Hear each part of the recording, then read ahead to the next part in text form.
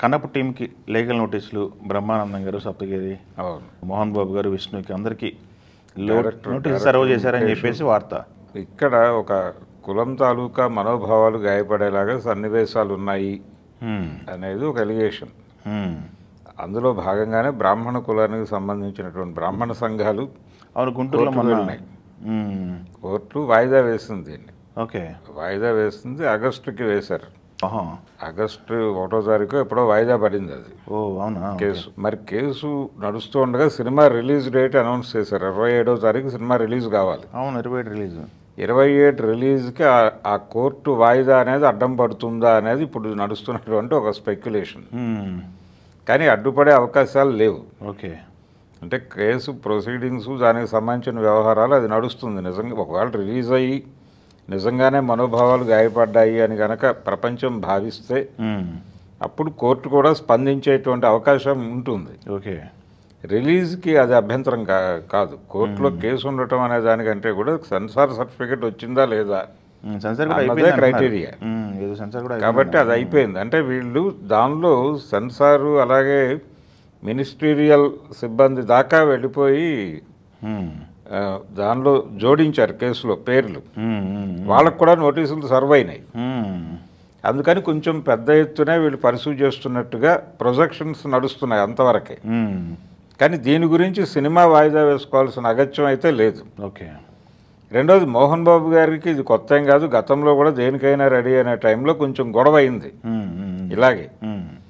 ఈ సినిమాకి సంబంధించి మనం ఇంతకుముందు మాట్లాడుకున్నట్టుగా నిజానికి గతంలో కూడా కన్నప్ప అనే సినిమాలో, భక్త కన్నప్ప అని ముళ్ళపూడి వెంకటరమణ గారు, బాపు గారు తీసినటువంటి సినిమాలో కూడా బ్రాహ్మణ సామాజిక వర్గాన్ని ఇబ్బంది పెట్టేటువంటి కొన్ని సన్నివేశాలు ఉన్నాయి.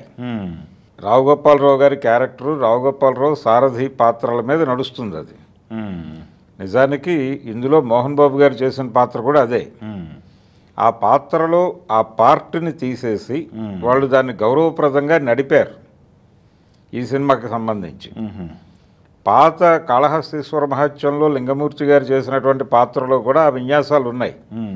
ఏది భక్త కన్నప్పలో రావు గోపాలరావు క్యారెక్టర్లో దొర్లిన విన్యాసాలు ఉన్నాయి. వాటన్నిటినీ తీసేసి దీన్ని గౌరవప్రదంగా తీర్చిదిద్దారు. అందుకు అభినందించాలి నిజానికి ఓకే కన్నప్ప టీంని. ఓకే. అయితే దాన్ని ఎక్కడో చోట బ్యాలెన్స్ చేయడం కోసం వాళ్ళు ఈ రెండు పాత్రలు పెట్టారు. పిలక గిలక అనే పేర్లు దగ్గర అభ్యంతరం మొదలైంది. ఓకే. ఆ పేర్ల దగ్గర మొదలై, అంటే సినిమాలో ఒక ఎంటర్టైన్మెంట్ నడవాలి అనే ఉద్దేశంతో కొన్ని క్యారెక్టర్లు డిజైన్ చేశారు. ఒకవేళ ఇది సీరియస్గా ఇబ్బంది కలిగిస్తుంది అంటే ఆ పాత్రల నిడివి తగ్గించటమో పేర్లు మార్చటమో ఆ పని చేయడానికి వాళ్ళు సిద్ధమే. ఎందుకంటే అవి కథతో రిలేట్ అయినటువంటి క్యారెక్టర్లు కాదు. ఆ పాత్రల్ని పూర్తిగా తీసేసినా కథకు వచ్చినటువంటి ఇబ్బంది అంతకంటే లేదు. ఓకే. అందుకని వాళ్ళు ఆడియన్స్ని సరదాగా కొంత ఎంటర్టైన్ చేద్దాము అనే ఉద్దేశంతో పెట్టిన పాత్రలే తప్ప అది సీరియస్ కంటెంట్ కాదు. ఆ ట్రాక్ తీసేయడానికి కూడా వాళ్ళు సిద్ధంగానే ఉన్నారు. ఒకవేళ వివాదం ముదిరి ఇది కనుక సినిమాకి ఇబ్బంది కలిగిస్తుంది అంటే, అందుకని సినిమా కంటెంట్కి సంబంధం లేని వ్యవహారం మీద జరుగుతున్న రచ్చ కాబట్టి దీని మీద ఏదో సినిమా రిలీజ్ ఆగిపోతుంది, రిలీజ్ మీద ప్రభావం చూపిస్తుంది అనుకోనక్కర్లేదు. ఆఖరి నిమిషంలో కూడా ట్రాక్ తీసి సినిమా రిలీజ్ చేస్తున్నామని వాళ్ళు ప్రకటించవచ్చు. స్కోప్ ఉంది. లేదు ఆ పాత్రల పేర్లు మార్చేసి, ఇప్పుడు ఆ మధ్యకాలంలో రామ్ గోపాల్ వర్మ సినిమా ఇలాగే వెళ్ళినప్పుడు వాళ్ళు రిలీజ్ డేట్ అనౌన్స్ చేసి సెన్సార్కి వెళ్ళారు. వెళ్ళినప్పుడు ఆ పేర్లు మార్చమన్నారు. వాళ్ళు ఇమ్మీడియట్గా మార్చి రిలీజ్ పెట్టేసుకున్నారు. అలా ఈ రెండు పాత్రలే కాబట్టి రెండు పాత్రలకి ఇంకో పేర్లు ఏవో పెట్టుకుంటారు, పెట్టుకుని రిలీజ్ చేసేసుకుంటారు. అప్పుడు ఎవరికి అభ్యంతరం ఉండాల్సిన అవసరం లేదు. అందుకని ఇదేదో కోర్టు ఆగస్టు 1వ తారీఖు వాయిదా ఉంది, ఈ బ్రాహ్మణ సంఘాల నుంచి వ్యతిరేకత ఉంది అని సినిమా రిలీజు ఉండకపోవచ్చు అని నడుస్తున్నటువంటి చర్చ అయితే అది అనవసరమైనటువంటి చర్చే. ఓకే. ఇవేవి కూడా సినిమా రిలీజ్ని ఇబ్బంది పెట్టేంత కంటెంట్ ఉన్న వ్యవహారాలు కాదు. ఓకే. ఓకే. అందుకని రిలీజ్ డేట్ యాజ్ ఇట్ ఈస్గా 27వ తారీఖు రిలీజ్ అయిపోయే పరిస్థితే ఉంది. రిలీజ్కి దీనికి ఏ విధమైనటువంటి గొడవ లేదు. సినిమా డెఫినెట్గా అంటే కంటెంట్ బాగుంటే జనాలకు కనెక్ట్ అవుతుంది. భజన కాబట్టి థియేటర్కి వస్తారు. ఒకవేళ థియేటర్లో కూర్చోబెట్టగలిగారంటే ఇంకా సినిమా పాస్ అయిపోయినట్టే. ఇప్పుడు ప్రభాస్ అలాగే ఇతర పాత్రలు, మోహన్ లాల్ గారు ఉన్నాడు. కేవలం ఇది మంచు విష్ణు, మోహన్ బాబుల సినిమాగా మాత్రమే జనం చూడట్లేదు. ఆ పాత్రలు అంగీకరించడానికి ఒక ఏదో మేరకు జస్టిఫికేషన్ ఉంటుంది ఆ క్యారెక్టర్లలో. అందుకని ఆ పాత్రలు కొంచెం దాని మీద ఇంట్రెస్ట్ ఉండి థియేటర్కి వెళ్తారు. మోహన్ లాల్ క్యారెక్టర్ ఇంట్రెస్టింగ్గానే అనిపిస్తోంది.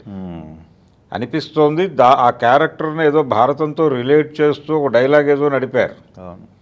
ఆ డైలాగ్ కొంత క్యూరియస్గా అనిపించింది. ఆ క్యారెక్టరు అలాగే ప్రభాస్ నటన ఇవన్నీ కలిసి సినిమాని కొంత నిలబెట్టే పద్ధతిలో కనిపిస్తున్నాయి. చూద్దాం. అలాగే డైరెక్టర్ కూడా ఒక చరిత్ర ఉంది. అతను మహాభారతం తీసినటువంటి ఒక చరిత్ర ఉంది ముఖేష్కి. కాబట్టి డెఫినెట్గా సన్నివేశాలు అంటే ఇన్ రిటర్న్ ఎలా ఉన్నా కానీ టేకింగ్ సైడ్ నిలబెట్టే పరిస్థితి కూడా ఉండొచ్చు. ఆ వాతావరణం థియేట్రికల్ ఎక్స్పీరియన్స్ కలిగించడం అనే కార్యక్రమం మీద ఎక్కువ శ్రద్ధ పెట్టారు. ఇలా అన్ని విధాలుగాను ఆ సినిమాని అంటే ఒక ప్రెస్టీజియస్ ప్రాజెక్ట్గా తీసుకున్నారు, కష్టపడ్డారు.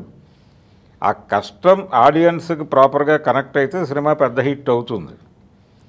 ఏదైనా ప్రజలు నిర్ణయించాల్సిన వ్యవహారం. అంతే 27 జనం డిసైడ్ చేస్తారు ఆ సినిమా ఫేట్ ఏంటనేది. ఓకే. రిలీజ్ అయితే ఆగే పరిస్థితి అయితే లేదు. ఈ లీగల్ ఇబ్బందుల వలన సినిమా ఆగుతుంది అనే వార్తల్లో వాస్తవం లేదు. ఓకే.